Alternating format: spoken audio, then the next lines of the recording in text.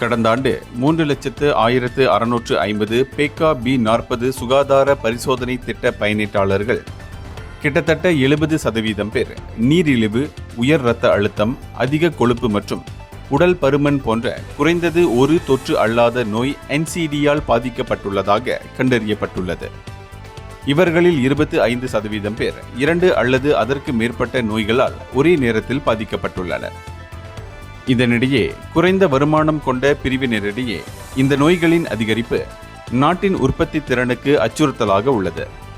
மேலும் உலக சுகாதார அமைப்பு WHO-வின் 2022ஆம் ஆண்டு அறிக்கையின்படி மலேசியாவில் 74% மரணங்களுக்கு தொற்று அல்லாத நோய்களே காரணமாகும். இந்த மரணங்கள் பெரும்பாலும் உற்பத்தி திறனுள்ள வயதினரிடையே நிகழ்கின்றன.